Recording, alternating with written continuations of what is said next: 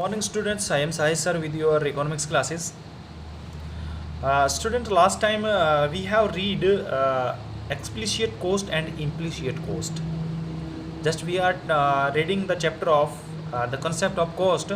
In this chapter we have read explicit cost, implicit cost and selling cost and production cost.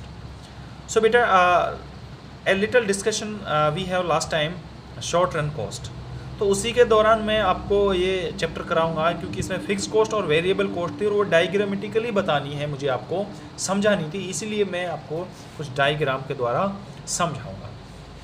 तो बेटा हमारी जो total cost होती है उसको हम इस तरह लिख सकते हैं, T C is equal to T F C plus में टी वी सी।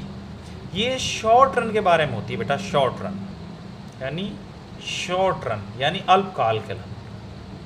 ठीक है, लॉन्ग टर्म में तो we have all factor of production are variable, तो इसलिए ये फिक्स्ड कॉस्ट नहीं होती है, ये वेरिएबल कॉस्ट ही होती है। तो अब बात करते हैं हम कि टोटल फिक्स कॉस्ट क्या है और टोटल वेरिएबल कॉस्ट क्या है।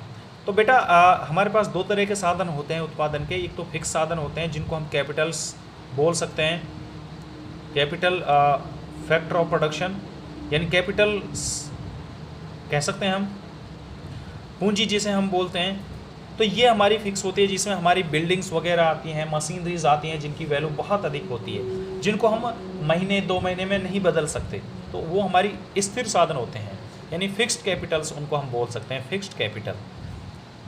और इनकी जो लागत होती है उसी को हम फिक्स्ड कॉस्ट बोलते हैं, उसी को हम क्या बोलते हैं, फिक्स कॉस्ट बोलते हैं। अब एक चीज़ यहाँ ध्यान रखनी है आपको बेटा कि अगर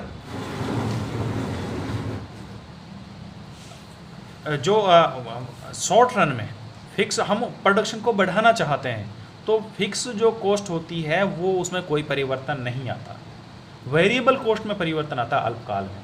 अगर आपका प्रोडक्शन 0 है तब भी आपकी जो लागत लगी हुई है वो फिक्स कॉस्ट यानी आपका उत्पादन 0 होने पर भी फिक्स कॉस्ट आपकी बंधी हुई होती है। मैं एक एग्जांपल से समझाता हूँ। फॉर एग्जांपल आप एक स्कूल ओपन कर रहे थे, तो आपने स्कूल बना लिया, ये इसके अंदर आपने रूम बना दिए, इसकी जो टोटल लागत आई थी वो 50 लाख रुपए आई थी। ठीक है बेटा, अभी क्या है कि बच्चे नहीं आए हैं इसमें। अब बच्चे नहीं आए हैं तो ये हमारी लागत लग चुकी है, तो यानी अभी स्टूडेंट नहीं आए यानी प्रोडक्शन स्टूडेंट हमारा प्रोडक्शन होगा वो अभी 0 है। ठीक है, लागत कितनी लग गई हमारी, 50 लाख रुपए लग गई है। अब जैसे ही हमारे बच्चे शुरू होंगे तो हम टीचर हायर करेंगे, तो जो टीचर होंगे वो आपके वेरिएबल फैक्टर होंगे यानी उनको हम बच्चों के अनुसार बढ़ाएंगे। कम बच्चे हैं तो कम टीचर रखेंगे, ज़्यादा बच्चे हैं तो ज़्यादा बच्चे रखेंगे, लेकिन इसको हम चेंज नहीं कर सकते। तो हम कह सकते हैं कि जो फिक्स कॉस्ट होती है हमारी, हम एक डायग्राम बना सकते हैं इस तरह से। यहाँ पर हम फिक्स्ड कॉस्ट लिख सकते हैं, फिक्स्ड कॉस्ट और प्रोडक्शन, इधर हम प्रोडक्शन ले सकते हैं, प्रोडक्शन। ठीक है, तो अगर हमारी फिक्स कॉस्ट मान लीजिए 50 लाख लगी है, इसमें प्रोडक्शन अभी हमारा 0 है। ठीक है, क्योंकि अभी बच्चे नहीं आए हैं। अब एक हमारी होती है वेरिएबल कॉस्ट। अब वेरिएबल कॉस्ट का मतलब होता है, वेरिएबल कॉस्ट अगर हमारी 0 है, प्रोडक्शन 0 है, तो वेरिएबल कॉस्ट भी हमारी 0 ही होती है, इसमें कोई परिवर्तन नहीं आता है। जैसे ही हमारा प्रोडक्शन बढ़ना शुरू होगा तो वेरिएबल कॉस्ट हमारी बढ़ जाएगी, लेकिन फिक्स कॉस्ट क्या रहेगी हमारी, फिक्स कॉस्ट हमारी 50 लाख ही रहेगी, क्योंकि प्रोडक्शन बढ़ने के साथ साथ इसमें कोई परिवर्तन नहीं आएगा अल्पकाल में। फिर हमने और प्रोडक्शन बढ़ाकर 2 किया, हमारी वेरिएबल कॉस्ट थी वो 20 हो गई, लेकिन हमारी वो तो 50 लाख ही रहेगी। तो कहने का मतलब मेरा ये था बेटा कि ये जो प्रोडक्शन है हमारा ये बढ़ेगा, जैसे जैसे ये बढ़ेगा वेरिएबल कॉस्ट हमारी बढ़ती चली जाएगी, लेकिन हमारी ये सेम रहेगी फिक्स कॉस्ट। तो हम इसको ऐसे डायग्राम में अगर हम प्रेजेंट करना, अभी मैं आपको एक तालिका बना देता हूँ फिक्स कॉस्ट की। देखिए बेटा, यहाँ पर हम लेंगे प्रोडक्शन, एक हमने ले लिया फिक्स कॉस्ट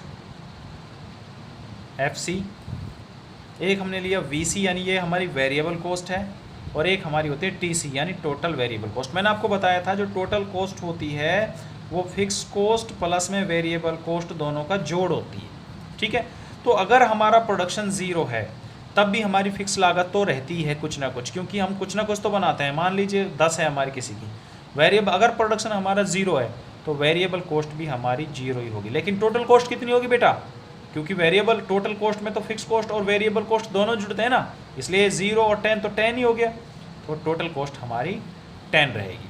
अब हमारा प्रोडक्शन मान लीजिए बढ़कर 1 हो गया तो फिक्स कॉस्ट तो हमारी 10 ही रहेगी, लेकिन वेरिएबल कॉस्ट बढ़ गई 10 हो गई, तो टोटल कॉस्ट कितनी हो गई हमारी 10 और 10 20। फिर हमारा प्रोडक्शन और बढ़ाया तो फिक्स कॉस्ट तो हमारी 10 ही है, इसमें तो परिवर्तन होगा नहीं। वेरिएबल कॉस्ट हमारी होकर हो गई 25, तो टोटल कॉस्ट कितनी हो गई हमारी 35। फिर हमने और प्रोडक्शन बढ़ाया, ये हमारा 10 ही रहा, ये हमारी कॉस्ट हो गई 30, बढ़ गई तो टोटल कितनी हो गई 40, टोटल कॉस्ट बढ़ रहा है। तो इस तरह से ये हमारा बेटा बढ़ता चला जाएगा। लेकिन इसमें एक चीज़ आएगी, फिर हम मान लें और प्रोडक्शन बढ़ाएंगे तो ये तो हमारी 10 है, अब कॉस्ट जो है वो हमारी हो जाएगी 32, तो ये हमारा हो गया 42। अब एक चीज़ देखना बेटा यहाँ पर कि यहाँ जो वेरिएबल कॉस्ट 0 से 10 एकदम 10 बढ़ी, 10 से 25 यानी 15 बढ़ी, 25 से 30 यहाँ केवल 5 का डिफरेंस आया और यहाँ केवल 2 का डिफरेंस आया है। यानी स्टार्टिंग में हमारी लागत जो है वो बढ़ती दर से बढ़ती है, उसके बाद हमारी जो लागत है वो घटती दर से बढ़नी शुरू हो जाती है, और उसके बाद फिर हम और प्रोडक्शन बढ़ाएंगे तो ये हमारी फिर से 45 हो गई, फिर से दोबारा बढ़ती दर से बढ़ने लग जाएगी। यानी हमारी जो कॉस्ट होती है वो हमारी इस तरह से होती है कि पहले कॉस्ट हमारी बढ़ती है, फिर थोड़ी नीचे आती है और फिर उस तरह से फिर बढ़ना शुरू हो जाती है। ये टोटल कॉस्ट होती है हमारी। अब ऐसा क्यों होता है वो मैं रीज़न आपको बताऊंगा। इसका रीज़न है बेटा कि स्टार्टिंग में जब हम उत्पादन शुरू करते हैं तो बहुत सारी लागतें होती हैं जो हमने उठानी पड़ती हैं, तो इसलिए हमारी लागत स्टार्टिंग में ज़्यादा होती है। लेकिन जैसे ही हमारी जम जाता है काम तो हमारी जो बहुत सारे फ़ायदे होने शुरू हो जाते हैं हमें, तो लागतें कम हो जाती हैं, तो वो लागतें यहाँ आकर कम हो रही हैं। फिर क्या होता है कि जब बहुत ज़्यादा बढ़ गई तो फिर से लागत बढ़नी शुरू हो जाती है। उसका रीज़न ये होती है कि कभी मजदूर हड़ताल कर लेते हैं सैलरी बढ़ाने के लिए, कभी कुछ हो जाता है, तो हमारी जो लागत है वो दोबारा बढ़नी शुरू हो जाती है। फिर बहरहाल वो हम बाद में डिस्कस करेंगे, लेकिन अभी हम फिक्स कॉस्ट के बारे में पढ़ रहे थे। तो ये हमारी फिक्स कॉस्ट होती है इस तरह से। उसके बाद मैंने इसके साथ साथ आपको वेरिएबल कॉस्ट का भी बता दिया। तो वेरिएबल कॉस्ट वो ये वाली होती है जो हमारी वेरिएबल कॉस्ट जो है प्रोडक्शन के साथ साथ घटती बढ़ती रहती है। अच्छा, मैं अब इसका डायग्राम, ये तो मेरी तालिका बन गई थी, दोनों दिखाई है मैंने, फिक्स कॉस्ट भी और वेरिएबल कॉस्ट भी और टोटल कॉस्ट भी, तीनों प्रोडक्शन के साथ साथ। अब इसको अगर फिक्स कॉस्ट को हम डायग्राम पे उतारेंगे तो कैसे बनेंगे, तो सीधा है हमारा डायग्राम ऐसे बनाएंगे, ये वाला, इसमें हमने आउटपुट लिया, इस पर हमने टोटल जो है फिक्स कॉस्ट ली, TFC कह सकते हैं हम, टोटल फिक्स। हमारी टोटल कॉस्ट कितनी थी जब हमारा प्रोडक्शन 0 था, तब भी हमारी फिक्स कॉस्ट कितनी थी 10, तो हमारा 5, 10, 15 एंड 20, तो 10 थी। फिर हमारा उत्पादन 1 हुआ, 2 हुआ, 3 हुआ, 4 हुआ, हमारी ये सभी में सेम रही है, तो इसको ये फिक्स कॉस्ट हमारी बन जाएगी। यानी 0 प्रोडक्शन पर भी 10 थी, 1 प्रोडक्शन पर भी 10 है, 2 प्रोडक्शन पर भी 10 है, 3 पर भी प्रोडक्शन पर और 4 पर भी। तो ये बेटा हमारा फिक्स कॉस्ट का डायग्राम बनेगा। वेरिएबल का थोड़ा इससे अलग बनेगा, वही सेम यहाँ लिखेंगे हम, OX OY। यहाँ हमने आउटपुट लिया 1 2 3 4 5 6 7, यहाँ हमने 5, 10, 15 एंड 20। तो हमारी जो वेरिएबल कॉस्ट थी, जब हमारा प्रोडक्शन 0 था तो वेरिएबल कॉस्ट भी 0, तो जब हमारा प्रोडक्शन 0 तो वेरिएबल कॉस्ट भी 0। लेकिन जैसे हमने प्रोडक्शन किया तो हमारी लागत कितनी आई थी 10, तो हमारा 10 यानी 1 और 10 यहाँ पर, तो हमारी जो है वो लागत एकदम से यहाँ से शुरू हो गई थी। जो लागत है यहाँ तक हमारी 0, ये हमारी 10 हो गई। अब हमारा 2 पर कितना था हमारा लागत 20, तो 2 पर 20 यानी 2 बराबर 20, ये ऊपर जा रही है लागत। लेकिन 3 पर हमारा कितना था 25, तो हमारा 25 इधर। अब 3 पर देखिए, इसको जब हम आगे ले जाएंगे तो ये थोड़ा नीचे की तरफ आया, फिर और 30 पे आके 2 आया, उसके ये थोड़ा नीचे आएगा और फिर ऐसे बढ़ना शुरू हो जाएगा। तो ये हमारा इस तरह बढ़ेगा, यानी हमारा ये इस तरह से आएगा नीचे की तरफ और फिर ऐसे की तरफ जाएगा। ये हमारा हो जाएगा वेरिएबल कॉस्ट। ठीक है, अब हम अगर टोटल कॉस्ट को भी दिखाएं, टोटल कॉस्ट को हम दिखाएं तो वो इस तरह बन जाएगा, यहाँ पर एक ही तरह output total cost fix cost. तो ये हमारा भाई फिक्स कॉस्ट तो हमारी 10 थी, ये तो फिक्स कॉस्ट हो गई। वेरिएबल कॉस्ट हमारी यहाँ से शुरू हुई थी, वो ऐसे गई थी और फिर थोड़ी नीचे आने के बाद फिर ऐसे आ गई थी वेरिएबल कॉस्ट, ठीक है। तो टोटल कॉस्ट हमारी यहाँ से शुरू होगी और वो ऐसे रहेगी, ये हमारी टोटल कॉस्ट कहलाएगी, ये हमारी टोटल कॉस्ट बन जाएगी। क्यों है इतना डिफरेंस इसमें?